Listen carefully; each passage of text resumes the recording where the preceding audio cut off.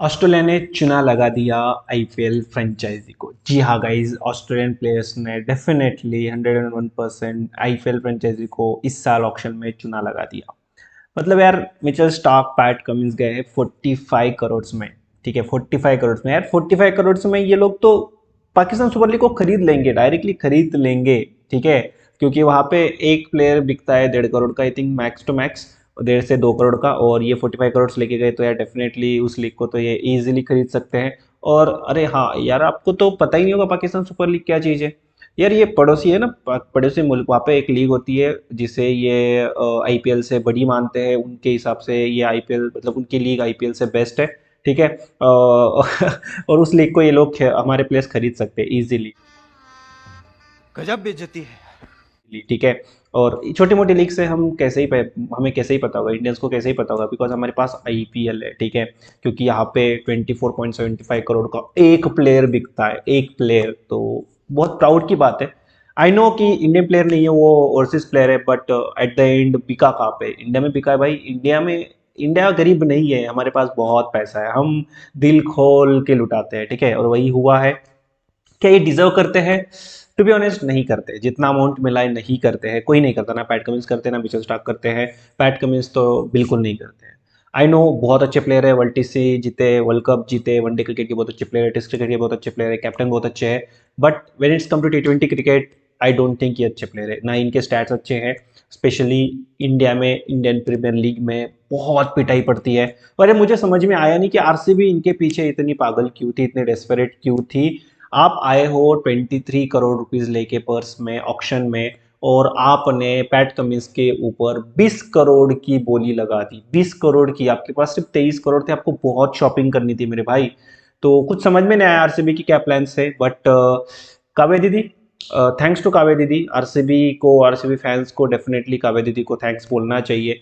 और क्योंकि काव्या दीदी ने सोचा कि यार इनके पास 23 करोड़ है, इनके पास पैट कमिंस चला गया तो ये तो इनके लग जाएंगे। ठीक है, तो काव्या दीदी ने और एक बीट लगा दी 20.5 करोड़ की, और काव्या दीदी को मिल गए पैट कमिंस, और आरसीबी के लगते लगते बच गए। हाँ, वैसे तो उसके बाद इनके लगे, बट उतने वाले नहीं लगे जितने पैट कमिंस को खरीदने के बाद लग सकते थे। ठीक है, तो जी हाँ, ऐसा कुछ रहा। फिर मिचेल स्टार्क भाई साहब आए, पता था पैसे मिलेंगे, क्योंकि हाइप उतना बना हुआ था, इतने सालों के बाद आईपीएल में खेल रहे थे, तो डेफिनेटली मिलने वाला था पैसा। बट इतना ज़्यादा पैसा मिलेगा, ये किसी को नहीं लगा था। क्या डिजर्विंग है? No, definitely not. ठीक है, और फिर क्या हुआ? आरसीबी को चाहिए थे पैट कमिंस, आरसीबी को चाहिए थे मिचेल स्टार्क, इनमें से एटलीस्ट कोई एक। दोनों नहीं मिले, और एट द एंड इनको मिला कौन? इनको एट द एंड मिला the great Alzarri Joseph, 11.75 crore rupees में। क्या ये डिजर्व करते हैं? नहीं करते। गुजरात ने इनको छोड़ा था क्योंकि इन्होंने अच्छा नहीं किया था। प्लेयर अच्छे हैं, पैसे सब है, बट चिन्ना स्वामी में यार बहुत पिटाई पड़ेगी, बहुत पिटाई पड़ेगी। तो मुझे उतना ठीक बाई लगा नहीं, क्योंकि अगर आप मुंबई की तरफ जाओगे, उन्होंने 9 साढ़े 9 करोड़ में गेराल कोइजो को खरीदा। ज़्यादा पैसे, अल्जारी जोसेफ से बेटर पैसे, और बैटिंग भी अच्छी करते हैं। और 4.5 5 करोड़ में दिलशान मधुशंका को खरीदा, जो एशियन प्लेयर है, तो इंडियन पिचेस को समझते हैं, वर्ल्ड कप जिनका बहुत अच्छा रहा। And important thing, left arm pacer है। ठीक है, तो दो प्लेयर्स इनको 10 करोड़ में मिल गए मुंबई को, और हमारी आरसीबी लेके गई 11.5 करोड़ के ऊपर, सिर्फ और सिर्फ अल्जारी जोसेफ को।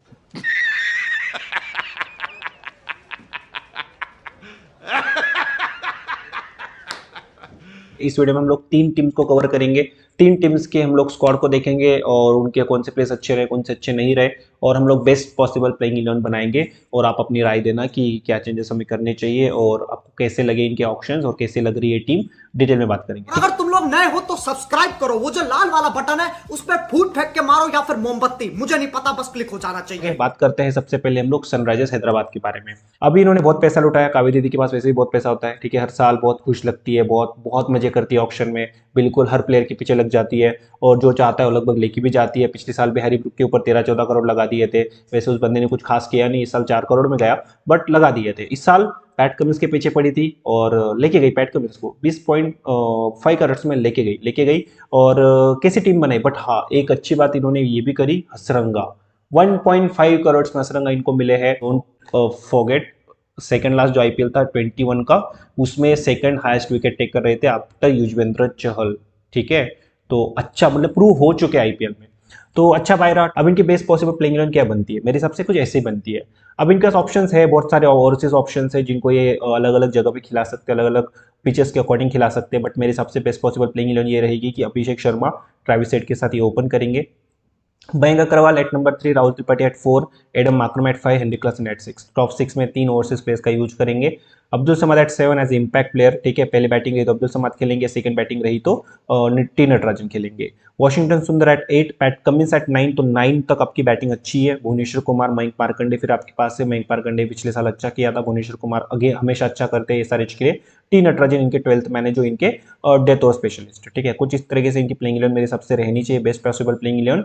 मैं अगर हूँ वहाँ पे और मुझे लगता है कि वनिंदु हसरंगा, मतलब अगर वनिंदु हसरंगा अवेलेबल है, फिट है, तो मैं वनिंदु हसरंगा को डेफिनेटली इस प्लेइंग इलेवन में फिट करूंगा, because he is a game changer, ठीक है। अब बताओ आपको क्या लगता है और ये ऑन पेपर कैसी लग रही है। मुझे लगता है अच्छी लग रही है और इनको क्वालिफाई इस साल करना चाहिए। लास्ट ईयर भी अच्छी लग रही थी, बॉटम पे फिनिश किया था, इस साल भी अच्छी लग रही है। इस साल तो इनको टॉप 4 में डेफिनेटली क्वालिफाई करना चाहिए, ठीक है। बात करेंगे आरसीबी के बारे में। तो रॉयल चैलेंजर्स बैंगलोर, तो फैंस की तो लाइक बेस्ट फैंस यहाँ पे मिलते हैं, बहुत लॉयल फैंस मिलते हैं। 2008 से खेल रहे हैं, कोई आईपीएल नहीं जीत पाए, हर बार डिसअपॉइंट करते हैं और इस साल ऑक्शन में बहुत बुरी तरीके से उन्होंने डिसअपॉइंट किया। टू बी ऑनेस्ट सच कहूँ तो मुझे लगा था कि बेहतर ऑक्शन जाना चाहिए था, बेहतर प्लान्स के साथ आना चाहिए था, बट मुझे इनकी स्ट्रैटेजी समझ में नहीं, इनकी प्लान समझ में नहीं, मुझे अच्छे भी नहीं लगे, ठीक है। क्योंकि ऑक्शन से जस्ट पहले आपने कैमरन ग्रीन को ट्रेड किया 17.5 करोड़ में, 17.5 करोड़ में आप लेके आए एक ऑलराउंडर को, बट आपके पास टॉप 6 में ऑलरेडी 2 ओवरसीज प्लेयर्स थे, ऑलरेडी थे, राइट, फैप और मैक्स। फिर आपने कैमरन ग्रीन को ऐड कर लिया, मतलब आप टॉप 6 में सिर्फ तीन टॉप 6 में आप 3 ओवरसीज को फिल कर रहे हो, राइट। तो बॉटम 5 में आप सिर्फ एक ओवरसीज प्लेयर को खिला पाओगे, राइट। तो कोई एक ही बॉलर आपका खेल पाएगा, या तो आप अल्जाई जोसेफ को खिला पाओगे, या तो आप रिस टॉपली को खिला पाओगे, या तो लॉकी फर्ग्यूसन को खिला पाओगे, या तो टॉम कर्म को खिलाओगे। दो तो पेसर खेल नहीं सकते। और ऐसा भी नहीं कि आपके पास इंडियन प्लेयर्स, इंडियन बॉलर्स बहुत अच्छे हैं, नहीं है। आपके पास सिर्फ मोहम्मद सिराज है जो प्रूवन है। आपने यश दयाल को 5 करोड़ में खरीदा, ये वो यश दयाल है, अगर आपको याद होगा पिछले साल रिंकू सिंह ने इनको 6 बॉल में 5 सिक्सेस मारे थे, 5 बॉल में 5 सिक्सेस, जब 6 बॉल में 30 रन की जरूरत थी लास्ट ओवर में। तो ये है कंसर्न, 5 करोड़ में लिया, ठीक है। इसके अलावा इनके पास आकाशदीप, वैश्यव कुमार जैसे पेसर है, बट प्रूवन नहीं है, तो ये थोड़ा सा कंसर्न रहेगा। बॉलिंग इनकी वीक लग रही है, इनको किसी ना किसी मोमेंट पे टॉप 3 में से किसी एक ओवरसीज बैटर को हटाना पड़ेगा और 2 ओवरसीज बॉलर्स को खिलाना पड़ेगा। बट उस केस में फिर इनकी बैटिंग वीक हो जाएगी, बिकॉज इंडियन बैटिंग में इनके पास सिर्फ रजत पाटीदार, विराट कोहली ही स्ट्रॉन्ग पॉइंट्स है। उसके अलावा अनुज रावत है, ठीक है, डिसेंट है, दिनेश कार्तिक कंसिस्टेंट नहीं है, लास्ट ईयर अच्छा नहीं रहा था, सौरव चौहान यंगस्टर है, महिपाल लोमरा भी 50-50 रहते हैं, तो इंडियन प्लेयर्स उतने कुछ खास है नहीं, ठीक है। बेस्ट प्लेसेबल प्लेइंग इलेवन मेरे हिसाब से कुछ ऐसी रहेगी। Faf, Virat, Patidar, Maxwell, Cameron green, ये टॉप 5 होने चाहिए। 6 पे इनको बस महिपाल लोमरा रही है, सौरव चौहान जो यंगस्टर इन्होंने खरीदे उनको भी ट्राई कर सकते हैं। दिनेश कार्तिक एट 7, मनोज भड़ांगे एक ऑलराउंडर है, बैटिंग प्लस बॉलिंग दोनों देते हैं, तो मैं उनको पिक कर रहा हूँ कुछ ओवर्स के लिए, कुछ बड़े शॉट्स के लिए। लास्ट ईयर अच्छा, मतलब ये सैयद मुश्ताक अली में अच्छा भी किया था। करण शर्मा लेग स्पिनर, अच्छी स्पिनर है। Topley left arm pacer, Mohammed Siraj right arm pacer और यश दयाल इनके 12th मैन। तो 2 अच्छे पेसर्स है, रिच टॉपली और मोहम्मद सिराज, बट इसके अलावा Yash Dayal 50-50, Manoj Bhatange obviously medium pace है, कैमरन ग्रीन को ओवर्स करने पड़ेंगे, मैक्सवेल को ओवर्स करने पड़ेंगे, टीम स्ट्रगल करेगी, ठीक है। 2 ओवरसीज पेसर्स को खिलाने हैं, तो इनको मान लो कि आपने कैमरन ग्रीन को बाहर कर दिया और आपने रिस टॉपली के साथ लॉकी फर्ग्यूसन को खरीदा, जो इनको सिर्फ 2 करोड़ में मिले। आई नो अनसोल्ड गए थे, फिर सेकंड राउंड में उन्होंने पिक कर लिया 2 करोड़ में, अच्छे पिक में, मुझे लगता है सबसे बेस्ट पिक लॉकी फर्ग्यूसन ही थे। प्रूवन प्लेयर है, आई नो पिछले 1-2 साल अच्छे नहीं रहे, बट डेथ में बहुत अच्छी बॉलिंग करते हैं। तो रिस टॉपली और लॉकी फर्ग्यूसन को अगर एक साथ खिलाना है तो कैमरन ग्रीन को बाहर करना पड़ेगा। कैमरन ग्रीन को बाहर करना है तो कोई ना कोई इंडियन बैटर तो फिट करना पड़ेगा, राइट। तो इनके पास कोई अच्छा इंडियन बैटर है नहीं, तो वहाँ पे ये लोग वीक हो जाएंगे। तो टीम स्ट्रगल है, थोड़ा सा कॉम्बिनेशन सही से सेट नहीं हो रहा है। आई डोंट नो कैसे मैनेज करेगी टीम, बट मुझे ऑन पेपर ठीक नहीं लग रही है, मुझे बैलेंस इनका सही नहीं लग रहा है। बाकी ऑन ग्राउंड पे अगर अच्छा कर जाए तो वो अलग बात है, बट हम चाहते अच्छा करें, हम चाहते विराट कोहली कैप्टन, विराट कोहली आईपीएल जीते, बट ये लोग कोचिंग स्टाफ इनका हमेशा डिसअपॉइंट करता है, टू बी ऑनेस्ट, ठीक है। बढ़ते आगे बात करेंगे केकेआर के बारे में। तो टीम अच्छी लग रही है, इनकी टीम बहुत अच्छी लग रही है, इनकी बॉलिंग बहुत सॉलिड लग रही है।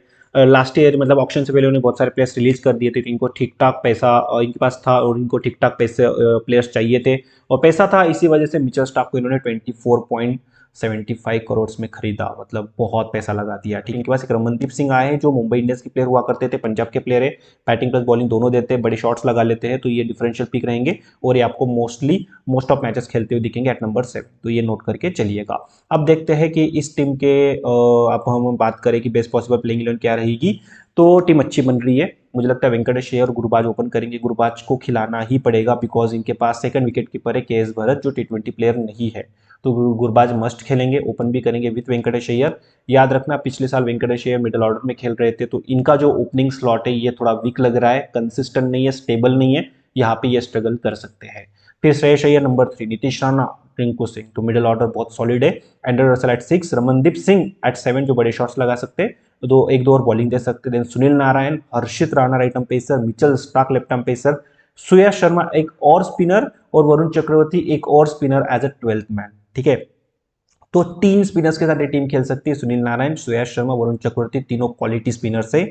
मिचेल स्टार्क और हर्षित राणा दो इनके स्पेशलिस्ट पेसर रहेंगे और मुझे लगता है third pacer will be Andre Russell and then उसके बाद रमनदीप सिंह के पास मीडियम पेसर है, वेंकटेश अय्यर मीडियम पेसर है, तो ये एनी टाइम 3 स्पिनर्स के साथ खेल सकते हैं, स्पेशली 3 स्पिनर्स के साथ खेल सकते हैं। ठीक है, टीम में डेप्थ है, बैटिंग में डेप्थ है, सुनील नारायण 8 पे आते हैं, हर्षित राणा बड़े शॉट्स लगा लेते हैं, ये भी 9th पे आते हैं। मुझे इस टीम का सिर्फ एक कंसर्न है, इनका टॉप ऑर्डर जो स्टेबल नहीं है, इनके पास कोई अच्छा बैकअप विकेट कीपर नहीं है, तो गुरबाज इज ए मस्ट, उनको खिलाना ही पड़ेगा जो कंसिस्टेंट नहीं होते हैं।